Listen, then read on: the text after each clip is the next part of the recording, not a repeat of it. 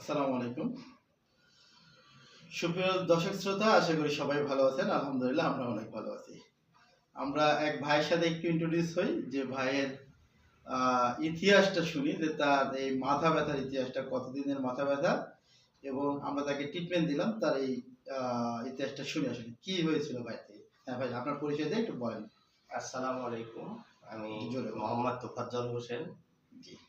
আমার মাথা ব্যথা ছোট থেকেই, পড়াশোনা করার মাঝে মাথা ব্যথা হতো। ওকে। 2013 সালে আমি ইন্ডিয়া গেছিলাম, ব্যাঙ্গালোরে। হুম। তো ওখানে মাথা ব্যথার জন্য চোখ, তারপরে আমার নাক, এগুলো পরীক্ষা করার পরে বললো যে আপনার নাকের হাড্ডি বেড়ে গেছে, আপনাকে অপারেশন করতে হবে, তাহলে আপনার মাথা ব্যথাটা ভালো হবে। ওকে। আমি ভয়ে ওই সময় ব্যাঙ্গালোরে অপারেশন না করে দেশে এসে অপারেশন করি। অপারেশন করার পরে আমার মাথা ব্যথা রিলিজ হয় না, নাকের হাড্ডি কেটে ফেলে, তাও মাথা ব্যথা রিলিজ হয় না। এরপরে আমি ঢাকা, রাজশাহীতে অনেক ডাক্তার দেখাইছি, নাক কান গলা। যত ডাক্তার দেখাইছি তার 80% ডাক্তারই নাক কান গলা। আচ্ছা। ওকে। আমাকে বিভিন্নভাবে বিভিন্ন ইনস্ট্রাকশন দেয়। কেউ বলে সাইনাস জমে আছে, সাইনাস ওয়াশ করতে হবে, কেউ বলে না আপনার সাইনাস ক্লিয়ার আছে। তখন আমি বুঝতে পারলাম যে না, তাহলে আমার এই ধরনের প্রবলেম না, আমার মনে হয় মাথার ব্রেনের কোনো প্রবলেম হয়ে গেছে। তখন আমি ব্রেন নার্ভের ডাক্তারকে দেখালাম। তো ওনারা আমাকে বিভিন্ন রকম ওষুধ দেয়, কোনো ওষুধ খেয়ে কোনো কাজ করে না, বরঞ্চ আরো খারাপ অবস্থার দিকে চলে যায়। আর রিসেন্ট এসে আমি তো মানে একবারে ইনঅ্যাক্টিভ হয়ে গেছি, বাসা থেকে বেরিয়ে হতে পারি না, এরকম একটা ব্যাপার। লাস্ট রাজশাহীতে মোটামুটি 10টা ডাক্তারকে আমি দেখাইছি। বিভিন্ন ডাক্তার বিভিন্ন কথা বলে। তো এক ডাক্তার ট্রাকশন দিতে বলল, ফিজিক্যাল মেডিসিন। আর এক ডাক্তার এসে বলে না, আপনাকে কলার ব্যান্ড করতে হবে এবং 2 মাস ফুললি রেস্টে থাকতে হবে।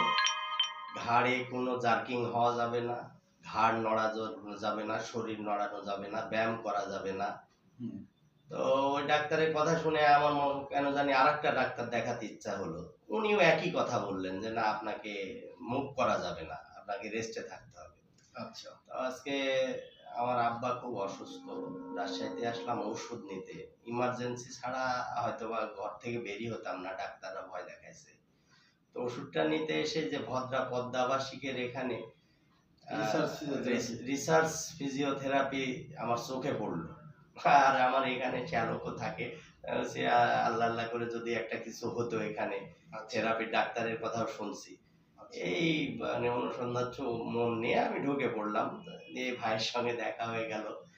তারপর ভাইকে বললাম যে ভাই এই অবস্থা। আমার হিস্ট্রি বলার পরে উনি আমাকে ট্রিটমেন্টের জন্য যখন বিছানায় শুতে বললো, তখন আমি বললাম যে আমার তো ঘাড় নড়ানোই নিষেধ। তো হচ্ছে আসেন আপনি। যাই হোক, ভাই তার যে আমার ঘাড়ের যে ব্যায়ামটা করাই দিল, ঘাড়টা ডিক্সের যে আপনার C2 থেকে C7 পর্যন্ত ভার্টিবাল কারেকশনটা করে দিল। দিয়ে এখন আলহামদুলিল্লাহ আমার ঘাড়ের এটাও ভালো লাগছে, মাথা ব্যথাটাও কম লাগছে, খুব অল্প সময়ের মধ্যে। আচ্ছা, কত মিনিট? এই মোটামুটি 5-7 মিনিট, 10 মিনিট হবে ম্যাক্সিমাম। এই 10 মিনিটের মধ্যে এখন অনেকটাই ভালো লাগছে। সবচাইতে ভালো লাগছে যে আমার ভীতিটা কেটে গেল। আমার যে ঘাড় নড়াচড়া করা যাবে না, আমাকে কোনো মুভ করা যাবে না। আচ্ছা। আর ভাই আমার ঘাড় ধরে ঘাড়টাকে ফুটাই দিচ্ছে, নড়াচড়া করে একবারে ব্যায়াম করে, যেটা করে দিল। আলহামদুলিল্লাহ আমি সাহস পেলাম, আর এখন একটু ভালো লাগছে, আমার নিজের মধ্যে কনফিডেন্সটা বেড়ে গেছে। আশা করি ভালো হবে, এবং আমি এখানে ইনশাআল্লাহ ভাইয়ের পরামর্শে যদি কোনো ভালো ট্রিটমেন্ট আমাকে দেয়, আমি নিব ইনশাআল্লাহ।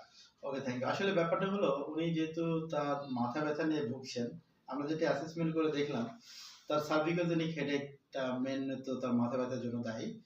আর একটা দেখলাম তার টোটাল স্পাইনটা, হয়তোবা তার এই ব্যথাকে সে ম্যানেজ করার জন্য বিভিন্ন পোস্টাল মেনটেন করার ফলে তার স্পাইনটাও কার্ভগুলো ডিসফাংশন হয়ে গেছে, তার স্যাক্রামেন্ট ডিসফাংশন হয়েছে। আমরা এগুলো কারেকশন করে দিয়েছি, যদিও ফুললি কারেকশন করা সম্ভব হয়নি, যেহেতু তার এটা ক্রনিক পেন। আশা করি আমাদের সাথে কিছুদিন লেগে থাকলে তার প্রবলেমটা সলভ হবে। Thank you. আমাদের ট্রিটমেন্ট ভালো লাগছে? জি, আলহামদুলিল্লাহ। Thank you. ঠিক আছে ভাই।